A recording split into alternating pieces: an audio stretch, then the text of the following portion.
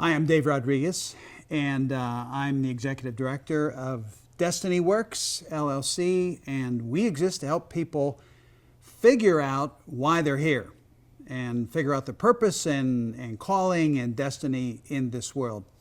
So the question for you is, do you know yours? And have you considered what your purpose is, the meaning, the reason why you were created? Dallas Willard, in his book, The Divine Conspiracy, said that you were built to count as water is made to run downhill. You are placed in a context to count in ways that no one else does. That is your destiny. Huge concept, destiny. So let's talk about that, but let's back up a little bit.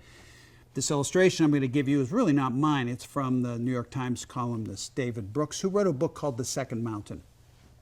He suggests that every person starts their adult journey climbing what he calls the first mountain. And the goal of climbing this first mountain is to establish your identity.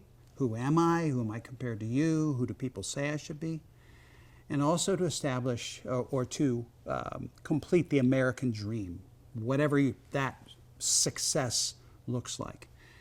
The problem for every person, though, is that something happens along the way. It's either pain that hits you of some kind, a loss or physical pain or whatever. Sometimes it's failure. Something has not gone right. Maybe it's a big mistake, or maybe it's just life isn't working out the way you had hoped. Sometimes it's really deep. It's disillusionment, like, I don't even know, what am I here for, or is this all there is? But for a lot of people, it's not a negative thing at all. It's just a transition.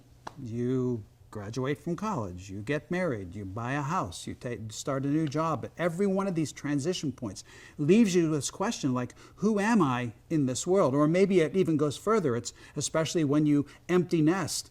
Or then the big one is when you decide you're going to retire.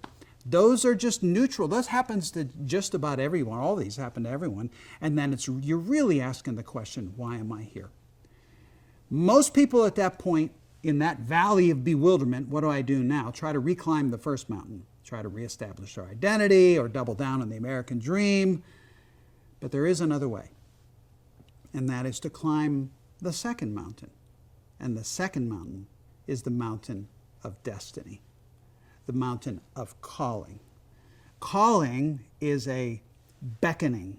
It is an invitation for you to participate in the world in a way that leaves a mark and creates a legacy.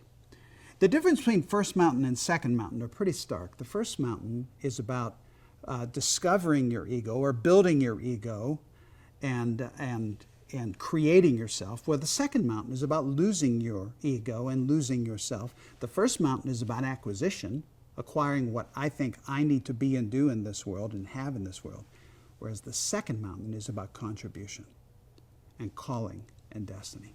So the question for you today is, are you climbing the second mountain? Are you in the valley of bewilderment? Have you not gotten there yet? Where are you on this two-mountain illustration?